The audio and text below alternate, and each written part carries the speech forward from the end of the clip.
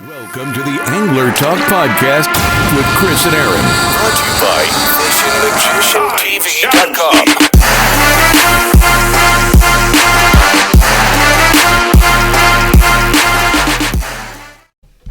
What is up, everybody? It's Chris back again with another weekly episode of Angler Talk. And man, I sound like a broken record, but the fishing report I have for you is pretty much the same. The fish are still around. They're still biting. They're not the big old monsters that has been coming around the past few weeks, but you know there's still some keeper sized bass out there, and these 20 inches are still fun to catch. Get up out there and bend the rod. And once again, it is now December. My favorite season for black fishing, where it's up to six fish per person. So get out there and bend some rods, man, and just go out there and have a good time. I guarantee you will love catching these fish. They are a struggle and a very humbling fish, like I always say, but they taste absolutely delicious, and their fight is second to none. I can guarantee that. So this week I have a guest by the name of Trent Terlizzi. He's out of Lebanon, New Jersey, and he is a fly guy. And we're gonna talk about some fly fishing. I hope you guys enjoy. And here I am with Trent Terlizzi out of Lebanon, New Jersey, man. How's it going, brother? Not bad, not bad. It was a little rainy today. I hear that, man. I see you all set up over there with some fly tying stuff. You were tying some flies? Yeah, I was in a kick. There was a company that sent me a few things, and I purchased a lot of stuff over the Black Friday, Cyber Monday holidays. I hear that, man. So you're out of Lebanon, New Jersey. Those look really good. So you're out of Lebanon, New Jersey, and you do some fly fishing guiding, man. How is the fishing up there for the guys who like to get out there for trout and other freshwater species? Typically, really good. We've been having a wacky year as far as weather. I know most anglers are probably struggling with most of their areas being like drought all summer and some spotty rain that doesn't really relinquish the like drought stages of most of the rivers, even the still water bodies. I have Round Valley Reservoir legit in my backyard. Oh wow, that's awesome. From my apartment balcony, and even that they've been doing construction on that for past couple years, but this summer really hit hard. Most people don't know where the water went to. They say most of it went to New York City, but or the urban areas right outside of New York City on the Jersey state line. But yeah, it was a struggle this past summer and early fall. We've got some reprieve now. I've been doing well out in PA, but local areas are still a little iffy. Today's rain is definitely helping. Yeah, I hear you, man. And I've had a couple fly fishermen on this show, and I say it time and time again, it's something that I want to get into. What is so special about catching a fish on the fly? I mean, in my opinion, fly fishing is probably the only part of fishing that actually takes some sort of skill. You got to know what you're doing when you're tossing out that big old whipstick. And what do you find about fly fishing that is just so unique, and why do you love it so much? I'd say like any person that gets into any form of art, there's that form of art where you really take it to the next stage, and not so much saying like the entry level of fly fishing, because there's plenty of cases where novices can get on fish no problem, and it really invigorates or sparks that firecracker underneath your seat or your waders, so to speak. I gotcha. To go beyond conventional. I mean, everyone starts out unconventional. I will say my roots are unconventional. I grew up in Florida and really took that to the next level as a kid growing up. I don't know. I didn't really fly fish until the age of 12. I got my first couple licks at it. But like growing up, learning how to how to catch largemouth, learning how to catch peacock bass in Florida. Wow. We had Oscar. It was like brackish kind of overflow into most of the canal systems that go into freshwater retention lakes or ponds behind houses down like legit in Fort Lauderdale, Pembroke Pines, Miami area. That's realization of like 45 minutes of driving, but that is like the utmost, most pertinent thing to my fishing lifestyle. And then with that going into fly fishing,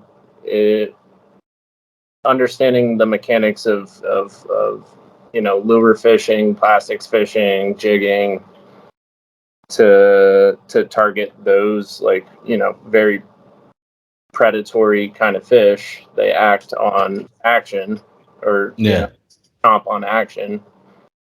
Leads the way to learning how to finesse fish that are super finicky. I mean, I hear you.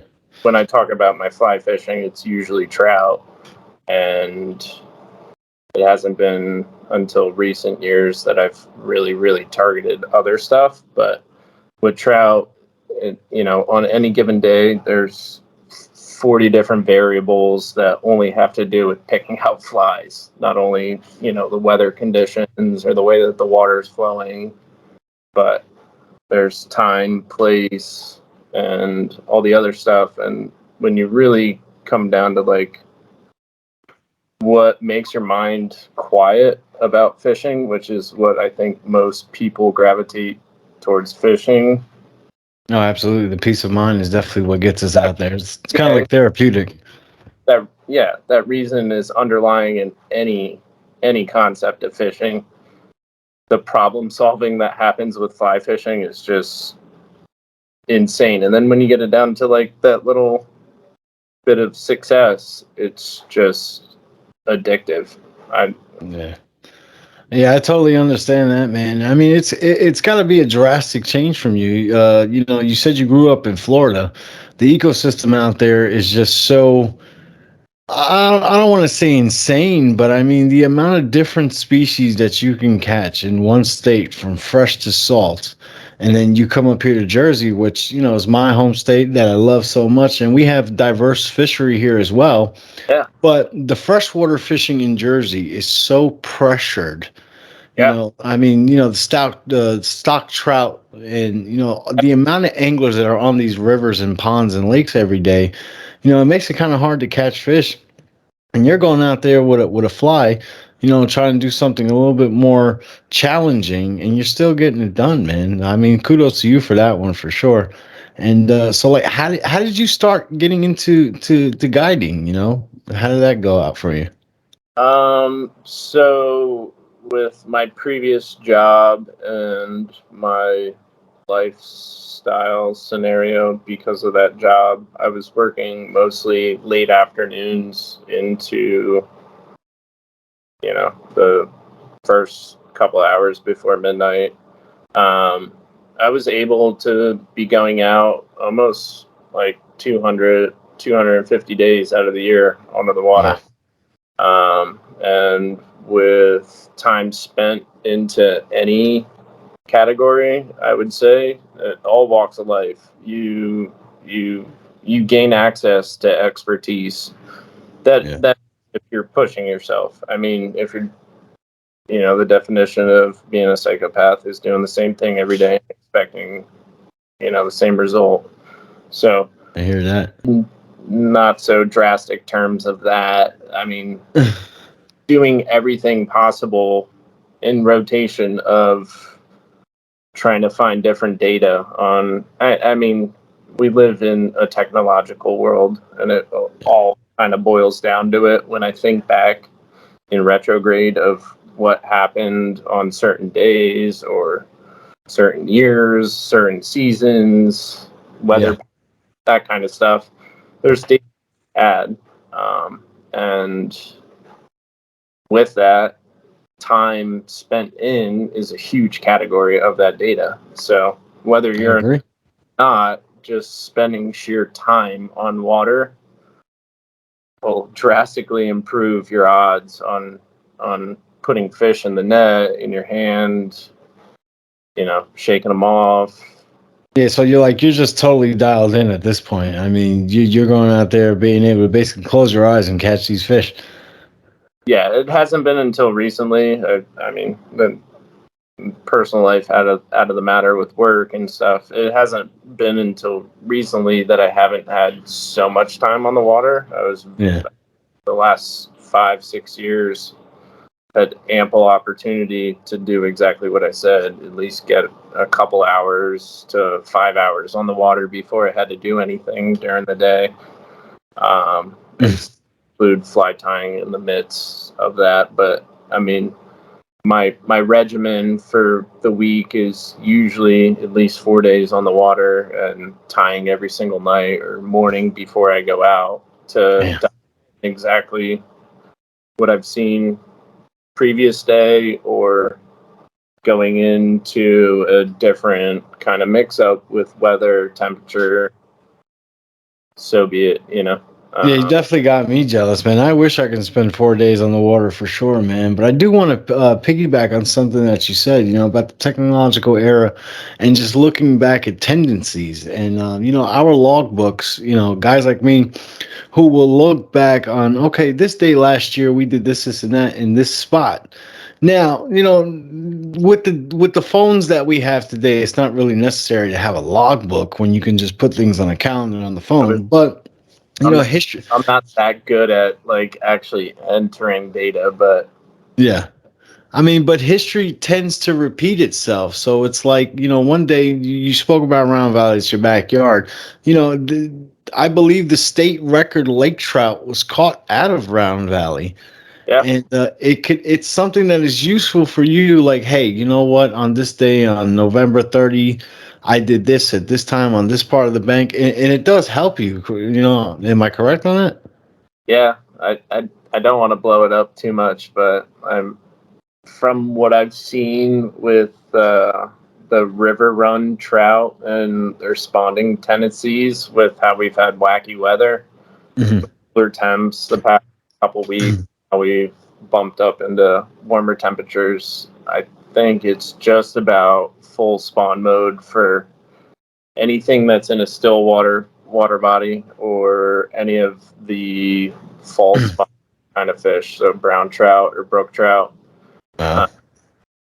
Yeah, that's awesome, man. I mean, a lot of people But know that brown trout is one of those freshwater species that I want to catch. I don't know why. I mean, I have used fish okay, that is literally bigger bait I've used than it is those fish. Some of these fish that I've seen, but the patterns on this fish is absolutely beautiful, and that's one of the main reasons why I want to catch one and just be able to admire, that pattern person. And you're out there doing your thing, man. Is trout like your main focus, or are you focused in on bass and snakeheads and everything, or is just trout it for you? oh no, I like as a conscientious fisherman, and especially now with how wacky of a summer we've had with Hmm. drought and the no rain and temperatures.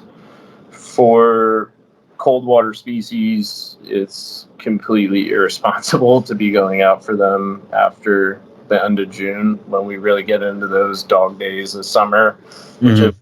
increased over, more than a 2 month period. Um, I'm all about doing anything and everything seasonally now.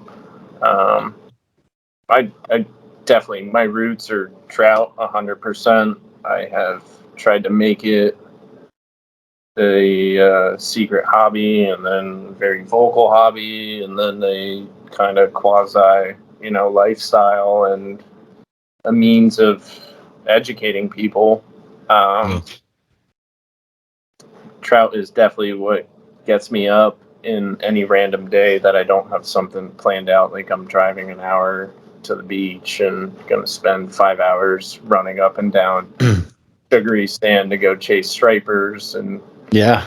41-degree weather. But um, yeah, trout. trout definitely is what makes me tick, but with trout, there's so much intricacies with the tying world that kind of interconnects me with everything else that I'm doing. There's been like, two forms of fly tying, and it's targeting trout and saltwater, and those two worlds collide with pretty much anything that you can find back dating to,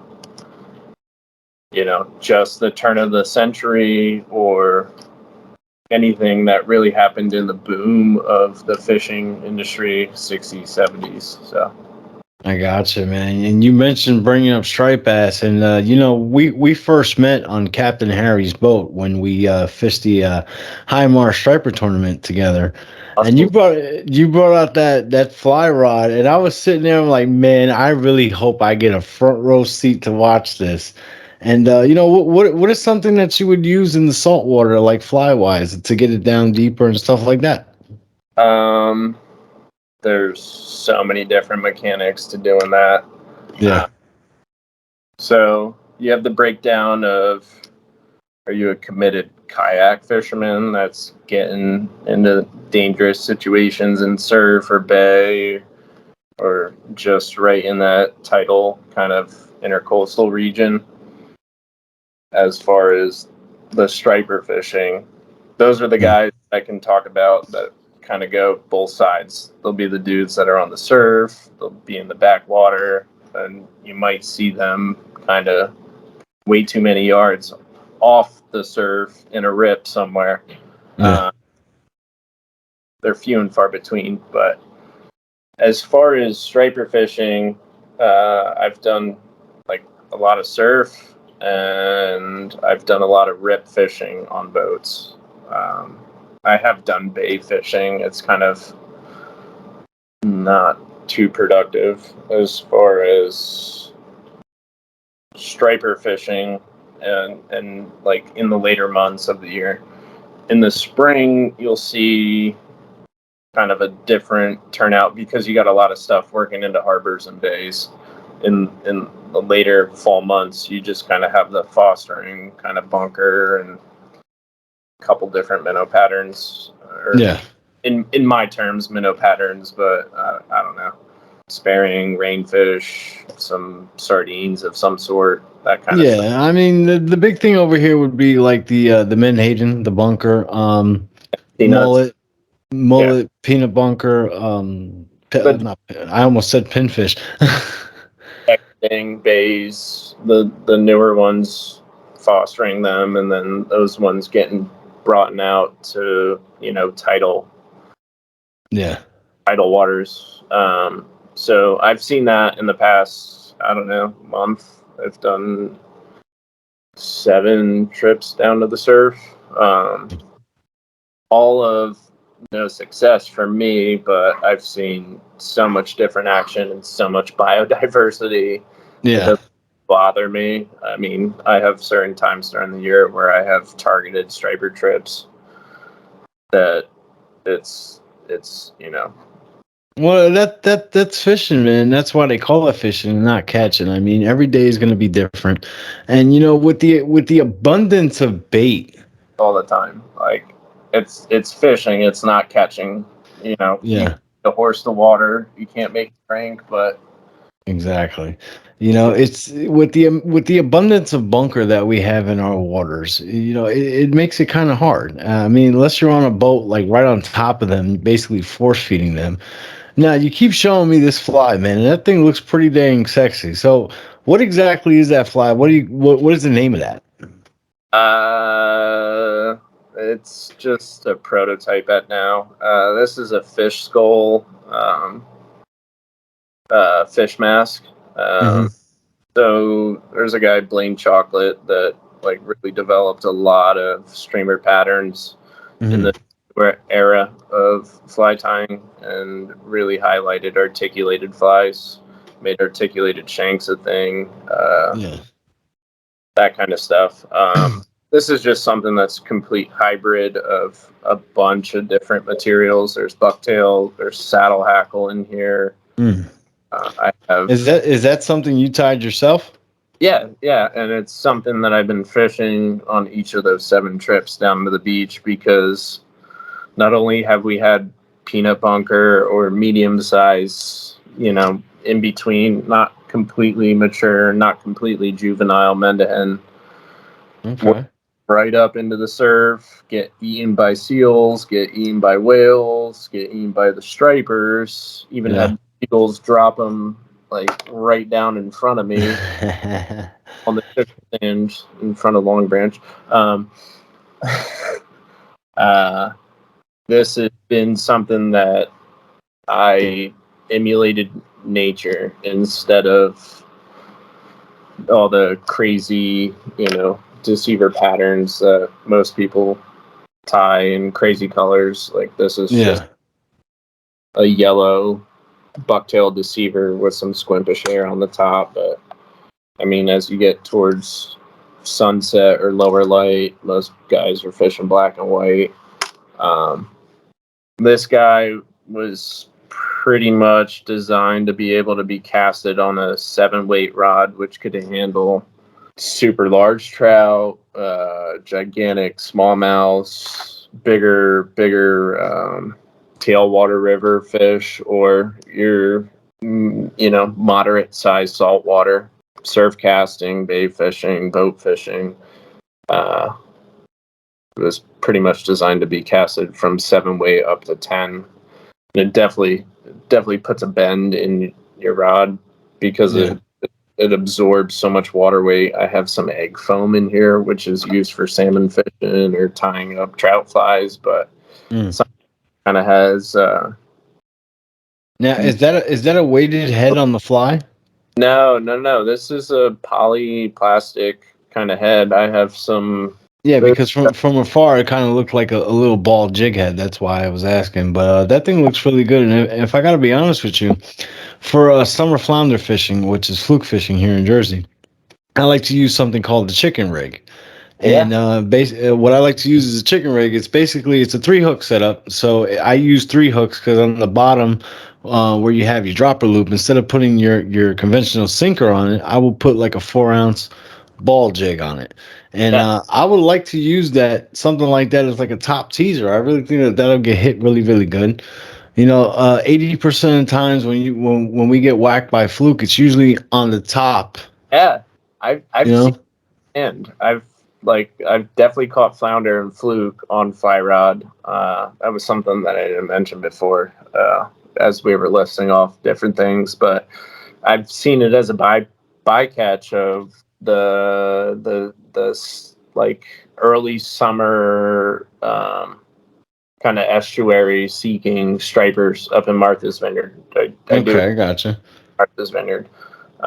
Something that my grandfather tied into me, and he's been doing for years on end.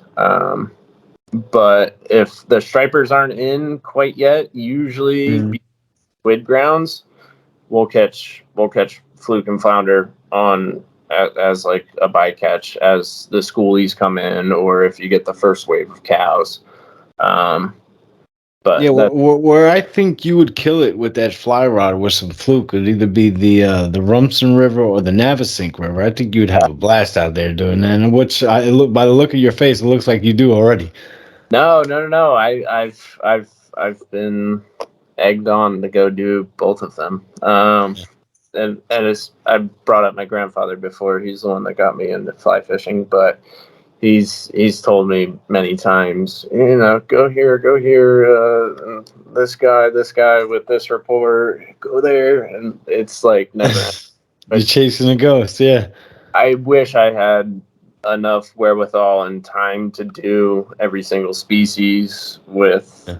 how much effort I put in or have invested into trout. But I mean, Yeah.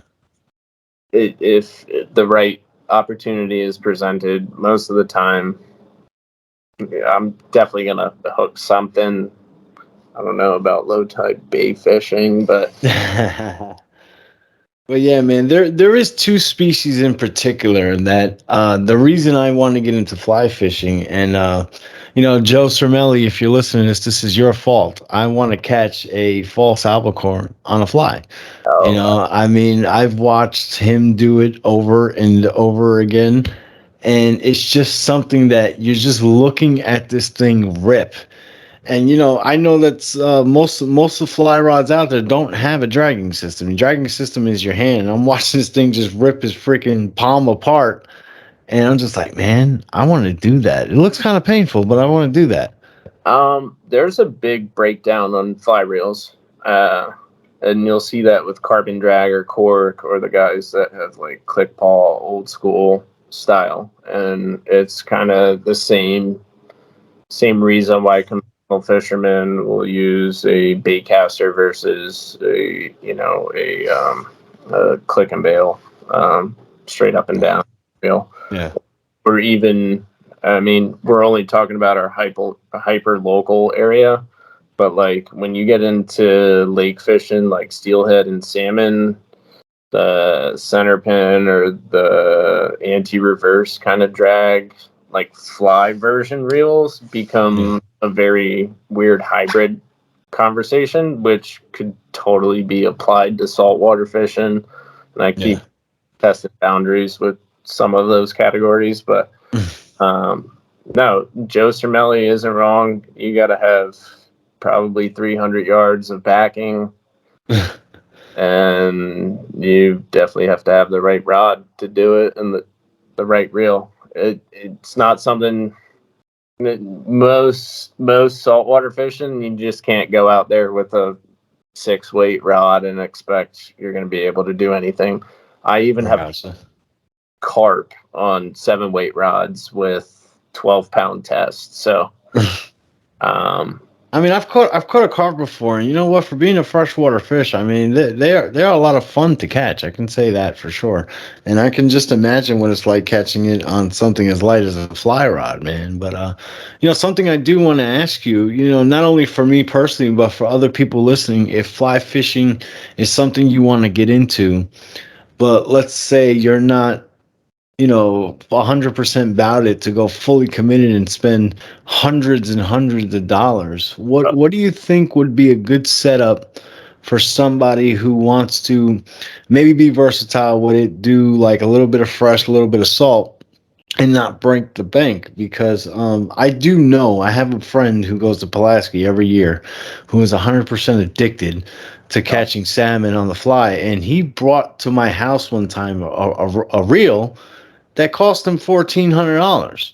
no, Now, I mean, I am as salty as it gets, and even I won't do the van stalls and stuff like that. I mean, that's just it's a Daiwa. little, that's a little over much for me, But like for the guy who wants to get into it and see if this is something that he can pick up as a hobby, what would be your recommendation for him? I have a lot of different answers for that. I have plugs I can mention. I love certain fly rods. Consumerism, having great warranties, having good price levels, and having rock solid warranties where it doesn't matter if you break it or your partner breaks it or somebody, whatever. There's great American companies that have very bomb proof rods, and I've put them through the ringer. I've also had horror stories about what you talk about, Salmon River, taking out some nostalgic salmon intended fly rods and breaking them after they've been produced 20 years later. And then you can't replace them, and then your Wow, heart's terrible. Uh, that's and crazy. I've fished on Amazon reels, and I've fished on Islander reels, which are some of the cream of the crop, multi-species, like Van Staal kind of esque. Yeah, I gotcha. And they all have their quirks. I mean, if you're overdoing a certain thing, you might break it because it's inferior product. And if you're not using it correctly, you might break a superior price product. I mean, So it's just all about what is the angler willing to risk, pretty much. I'd say instead of asking what the entry level or the best all around thing is for freshwater and saltwater is going to be very demanding on you as far as fly fishing. It's something that you need to establish skill set probably on freshwater or scenarios. Not saying bay or backwater kind of brackish kind of fishing is off limits, but that might establish a better mechanics Gotcha. system for you to be able to cast the right way at least, or if you're willing to go out with a guide and try and really isolate exactly what you want to do in an exponential time. That usually helps, and no upsell to the world and the guys that I know that do guide for fly fishing. My best piece of advice is, if you're willing to spend a certain amount, make sure you do the invested time of research, or hit up some of the network of people that you see on social media and allow them to guide you into a candid conversation of, I've broken this rod or I've done this. I hear you. I don't want That's a solid piece of advice. I can give you that. I mean, you don't want to lean to one way, because every angler at the end of the day is different. So I do get that for sure, man. I'd say what's easiest is in your backyard. Try and find a fisherman that's in your backyard and pick their brain. I personally have a bunch of moonshine rods. It's something that's intertwined with one of my media buddies. Again, you can break them all day long. It's maybe $28 to $48 to replace a section. But as far as fly fishing and establishing what you want to do, you usually want a 5 to 6 weight rod to start off, so that you can do both dry fly fishing, streamer fishing. You kind of can carry over into brackish water, but mostly lake ponds and slower water, trout rivers, until you reach that threshold you want to advance into something else. But I would not break the bank on your purchase at all. You're probably break a rod, or you're probably going to do something that frustrates you. So if you can get over that first hump of any learning experience, then adequate that to whatever you want to do next. I totally agree, man. So I see the clock, man. We're running out of time, man. But just to get the people to know where to find you, and just in case they wanted to book some type of guide trip with you, where can they find you on social media or a website or anything? And I'll drop some links down below. Specifically, my Instagram. As of now, I'm in the works of trying to blow out 2023. My foundation year of swapping over careers into fishing. Instagram is TRE_N_TER. It's kind of a hyphenated pronunciation of my full name. So. All right, man, that's awesome. And I hope everybody listening and watching gets over there and checks you out. And I know you got a lot of flies to tie over there. You still got your setup in front of you. So, Trent, thank you for taking some time out of your busy schedule. Don't hook yourself in the face, and I hope you have a good night, brother. Take care, bud. Nice talking to you. Well, that was cool sitting down with Trent. A lot of fun. Very mellow dude. Great personality. Great guy. Fun to fish with for sure, man. And I saw firsthand how passionate he was.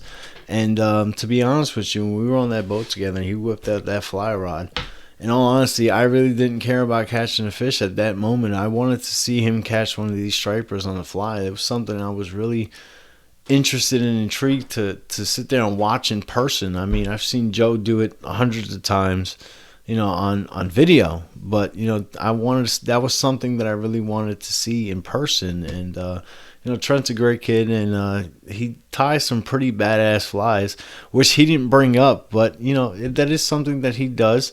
as part of a side gig for himself. He's a young man who ties some very interesting things, and I hope you guys click the link down in the description below and go check him out. Maybe give him some support. He will put you on some fish if you try to do a guiding trip with him. He will definitely do his thing. Well, guys, I'm looking at the clock and I'm out of time. So I hope you guys enjoyed this week's episode. Get out there and bend some rods, and I'm out. Tight lines. I challenge thee.